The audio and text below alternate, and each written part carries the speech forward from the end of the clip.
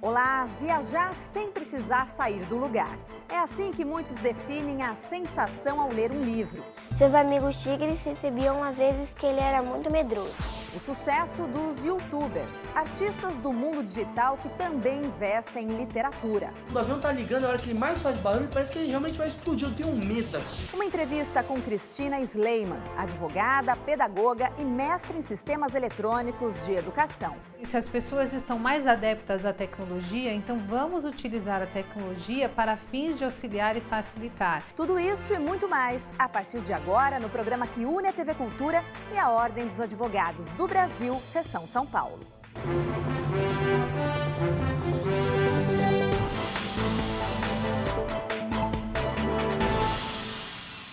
Folhear as páginas de um livro não é um hábito comum entre os brasileiros. Além de provocar emoção, a leitura ajuda no raciocínio, na criatividade e amplia os conhecimentos em todas as áreas. Mas a Bienal do Livro deste ano e as vendas das editoras mostraram a dificuldade em atrair novos leitores.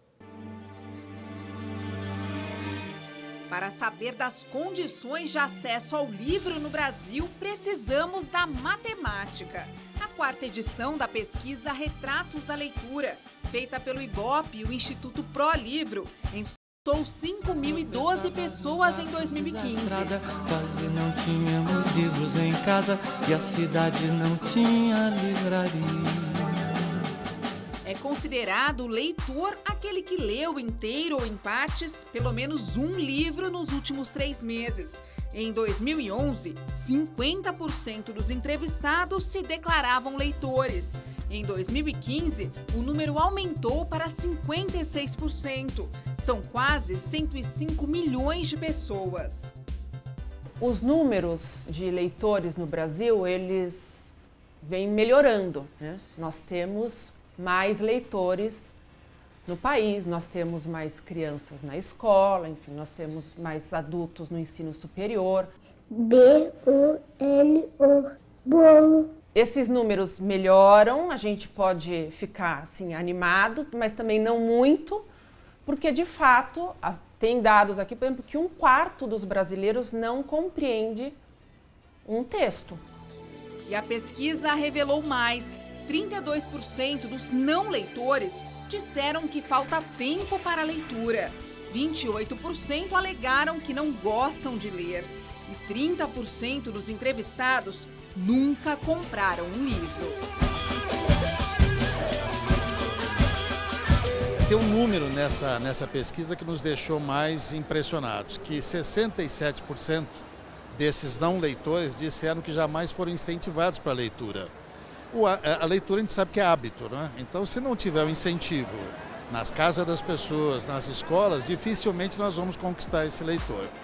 Seus amigos tigres recebiam às vezes que ele era muito medroso.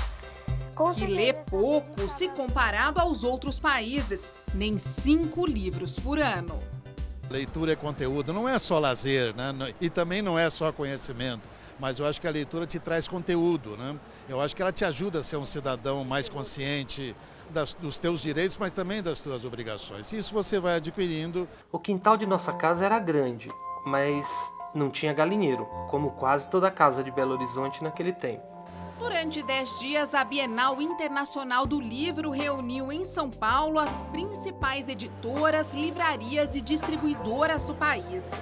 480 marcas apresentaram lançamentos editoriais. Só que para atrair os leitores não basta apenas uma capa de livro caprichada. Os estandes aqui pensam em tudo.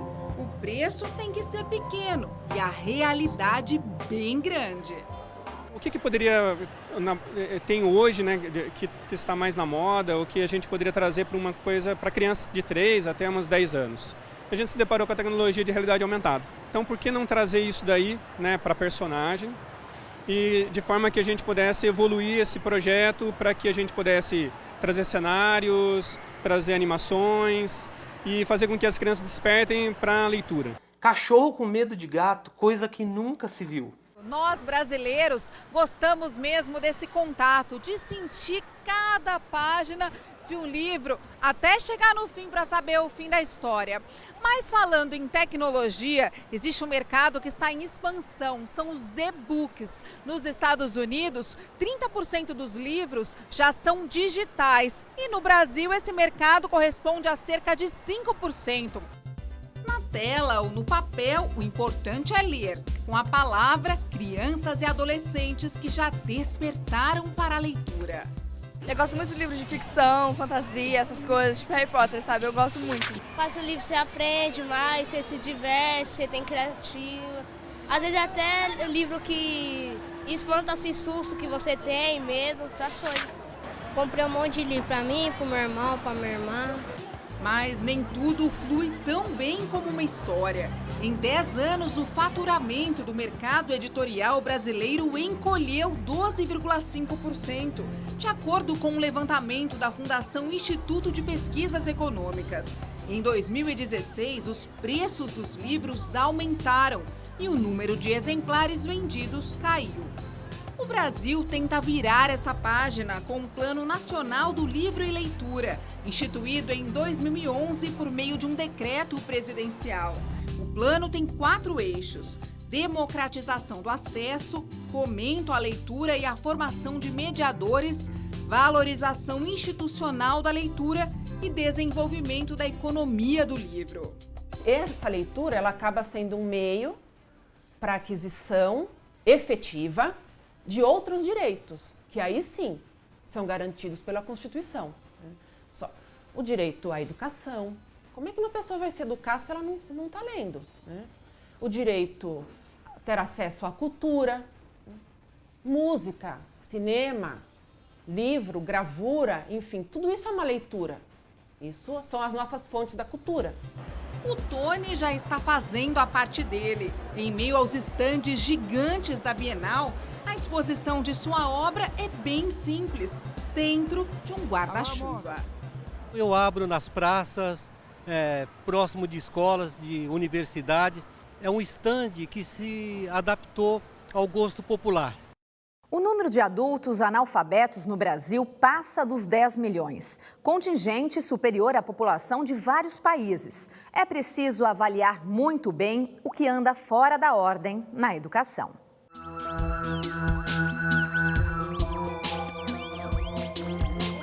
Uma sala de aula de gente grande e batalhadora, alunas aplicadas que decidiram aprender a ler e a escrever depois de adultas e encontraram a oportunidade no Núcleo de Trabalhos Comunitários de uma universidade particular de São Paulo. A Maria Alzira trabalha no período da manhã na limpeza da universidade e à tarde muda de lado. Aos 54 anos, já sofreu muito preconceito por ser analfabeta. Não é fácil você passar por um monte de gente e as pessoas chamarem você de burro. Você não sabe ler, você não faz direito, tem que estudar. E isso foi me revoltando, entendeu? Pela minha própria família. Mas eu vou falar pra você que eu não vou desistir. Eu falei isso, eu falo todos os dias pra ela, que é duro, viu? Com tanto problema na vida, como se dedicar aos problemas da matemática? O tempo foi passando e elas quase desistiram. Eu disse quase. O que é difícil agora eu quero aprender, pegar firme, né? Mas já aprendi muita coisa aqui com elas. Nunca é tarde para recomeçar, né? De acordo com o Ministério da Educação, o Brasil tem mais de 13 milhões de analfabetos com 15 anos de idade ou mais. É considerado analfabeto quem não é capaz de ler nem de escrever um bilhete simples. Quando você não sabe ler, não sabe escrever, falta uma parte da sua existência. E ela está sendo preenchida quando você começa a decodificar, seja no alemão, seja no francês, seja no português, para que possa viver de uma forma mais altaneira, mais justa e, acima de tudo, mais humana. No programa Brasil Alfabetizado do governo federal ou em iniciativas como a da PUC, o desafio ainda é gigante.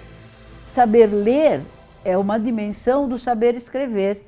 Quem sabe ler, sabe também escrever. Só que é um processo mútuo e que caminha como se fossem gêmeas, né? É assim que se faz na vida. Eu acho que é essa a importância. E quanto mais a gente aprende e apreende a fazer a conjunção do ler e do escrever, mais feliz a gente se torna.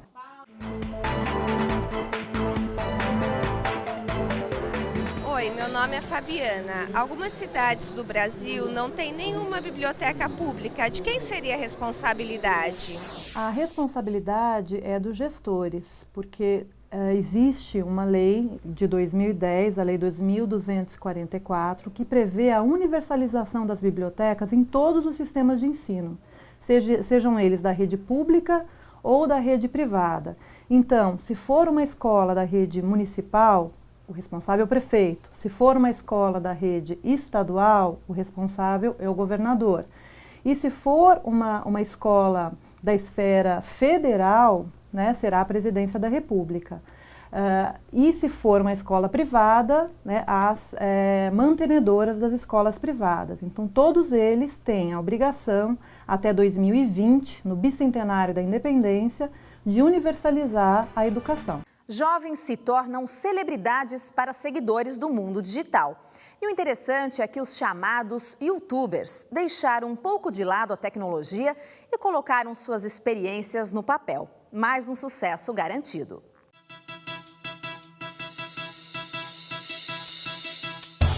Eles contam episódios da vida. O avião tá ligando, a hora que ele mais faz barulho, parece que ele realmente vai explodir. Eu tenho medo aqui. Comentam acontecimentos do mundo da política e da cultura. Oi, gente! O vídeo de hoje começa... Nossa, foi... Oi, gente. E aí, firmeza? Fazem piadas deles mesmos.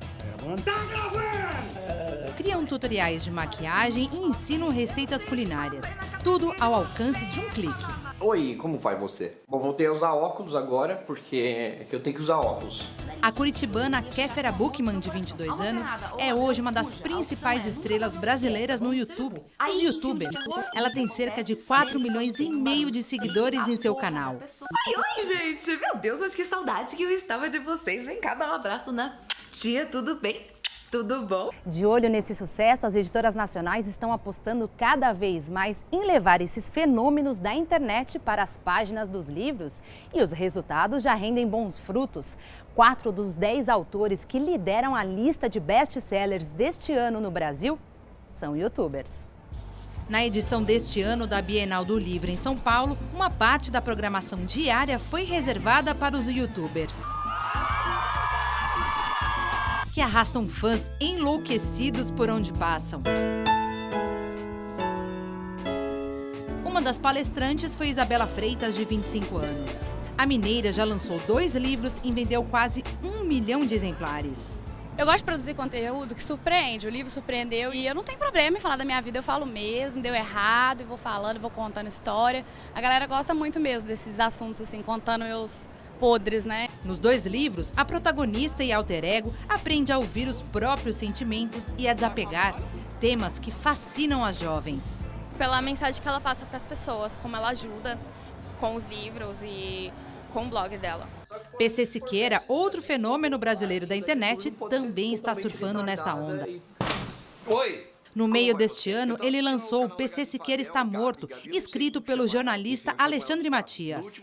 Mesclando ficção e realidade, o volume trata da morte e do renascimento simbólicos do PC depois de uma fase em que se esbaldou em sexo e drogas e se descuidou do trabalho. Não é porque eu tenho um canal no YouTube e eu faço vídeos para o YouTube que quando eu lanço o vídeo eu tenho que falar de YouTube. Lançar um livro agora, depois de ter um canal de 6 anos, é mais uma forma de me comunicar com as pessoas.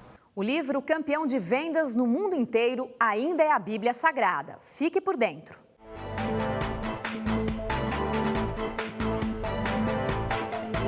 Em uma só casa, 4 Bíblias para 2 pessoas.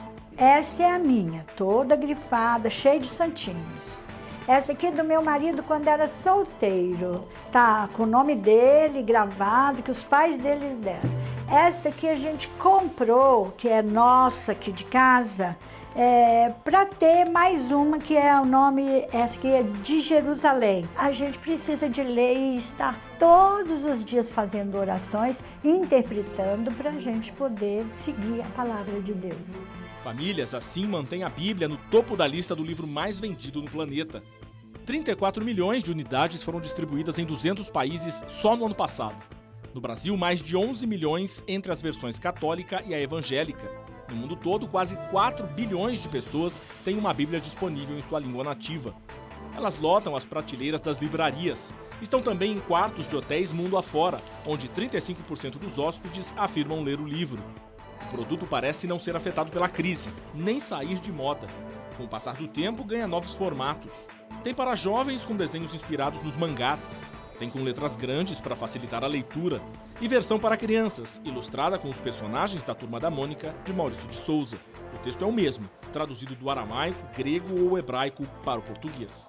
Por mais que a gente viva um descrédito, muitas vezes, das instituições religiosas, as pessoas ainda acreditam, elas têm a espiritualidade, independentemente de estarem filiadas ou de pertencerem a uma religião ou outra. Ler de tudo ou ler com qualidade? O dilema divide opiniões de educadores e está na entrevista da semana.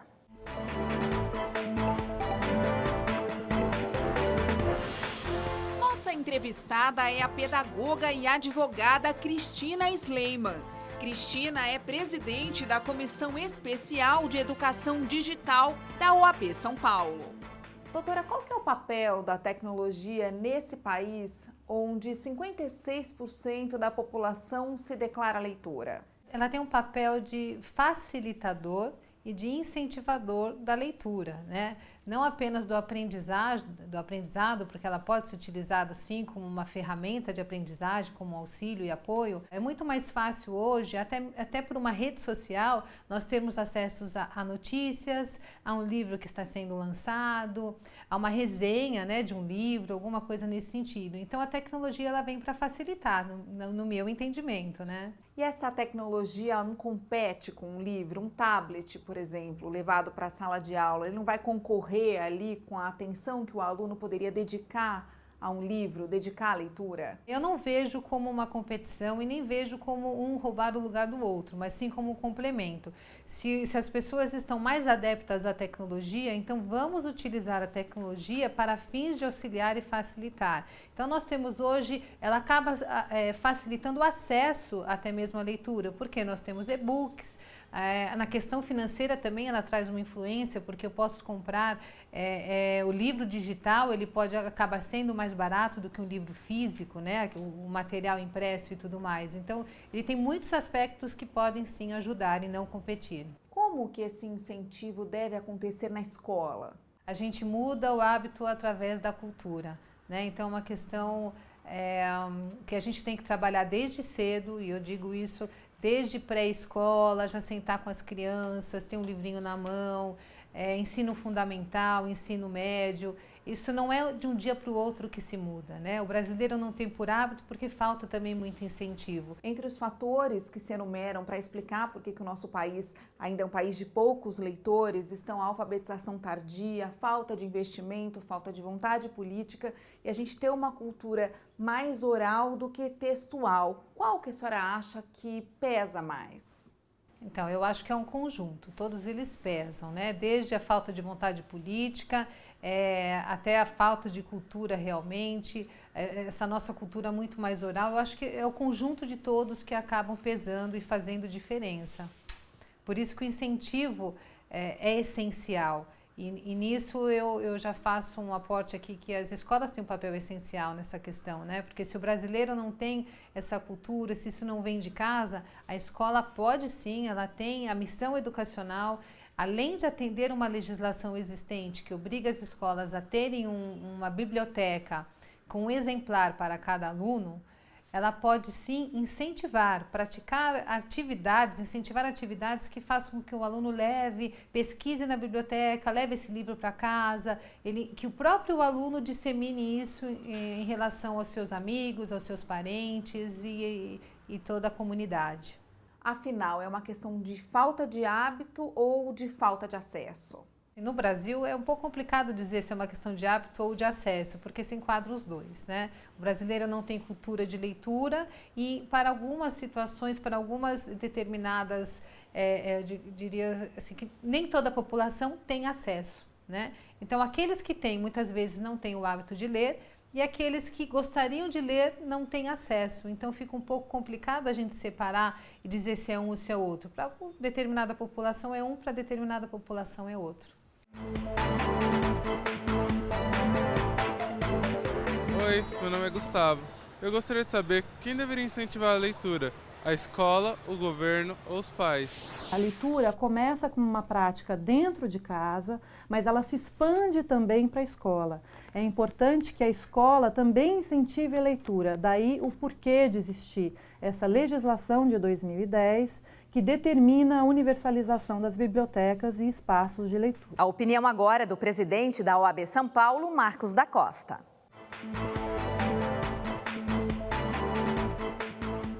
O escritor Marcel Proust dizia que a leitura é uma amizade.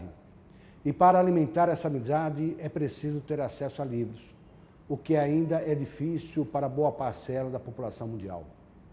No Brasil, especificamente, a publicação literária é considerada cara, embora algumas editoras considerem a necessidade de constantes reajustes em razão dos gastos inflacionados com papel, tinta e distribuição. Mas o que realmente atrapalha a leitura no Brasil é a falta de biblioteca nas escolas, justamente o lugar onde deveria dar impulso a esse tipo de hábito ao lado da família. A Lei 12.244, sancionada em maio de 2010, definiu o prazo até 2020 para que toda a rede de ensino público monte o seu acervo e crie o seu cantinho de leitura. O projeto até que andou, mas ainda falta o engajamento de cerca de 60 mil escolas. E depois, se a meta for atingida, vai ser necessário um amplo roteiro pedagógico que convença o estudante a deixar um pouco de lado a tecnologia dos smartphones para viajar nas páginas de um livro. A OAB de São Paulo está convencida de que estimular a leitura é fundamental para a formação do cidadão consciente, participativo e defensor dos princípios democráticos. Oi, meu nome é Ariane e eu gostaria de saber qual é a relação entre a leitura e uma sociedade mais justa. A leitura ela é muito importante para o desenvolvimento do espírito crítico, para a criatividade, para a defesa dos seus direitos. Somente uma pessoa bem informada é sabedora dos seus direitos e poderá cobrar os seus direitos. Então, a leitura ela é uma ferramenta essencial para a formação da cidadania. Todos precisamos ler. O Brasil entrou no roteiro de My Fair Lady, espetáculo da Broadway. O musical trouxe um dos maiores cantores líricos da atualidade, o brasileiro Paulo Isotti.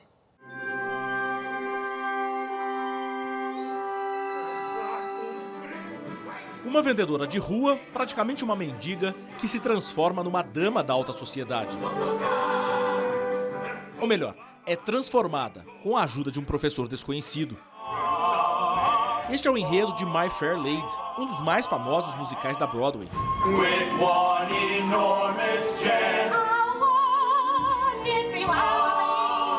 Baseada na obra Pigmalião, do dramaturgo irlandês Bernard Shaw, a peça estreou em 1956 na Broadway, faturando 5 prêmios Tony, a maior premiação do teatro nos Estados Unidos. Agora pode ser conferida em São Paulo. A nova montagem, dirigida por Jorge Tacla, discute temas atuais como machismo e preconceito. Seria impossível escrever uma peça dessas hoje, porque tem um bullying feminino violentíssimo, um tema muito forte, né?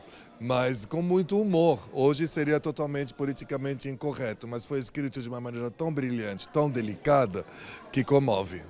Mesmo abordando temas sérios, My Fair Lady é também uma história de amor, que encantou a atriz Daniele Nastri. E esse musical eu lembro que eu assisti desde que eu era pequena. Eu não entendia muito bem, né, claro, a essência, mas já era um musical que eu já pensava, não, um dia eu quero cantar isso, com certeza. O musical ainda conta no elenco com o barítono Paulo Zotti, único brasileiro ganhador de um Tony. Eu fiquei impressionado com todo o ensemble, com a equipe musical, com a equipe técnica, com Tânia Nardini, que é uma grande ensaiadora, uma grande diretora também, coreógrafa, que ao lado de Jorge Tacla criaram coisas fascinantes nessa montagem. O espetáculo fica em cartaz até o dia 2 de outubro no Teatro Santander. Ingressos a partir de R$ 25. Estamos encerrando mais um Ordem do Dia. Aproveite a semana e leia um bom livro. Ordem do Dia, programa da parceria TV Cultura e OAB de São Paulo. Tchau e uma boa semana.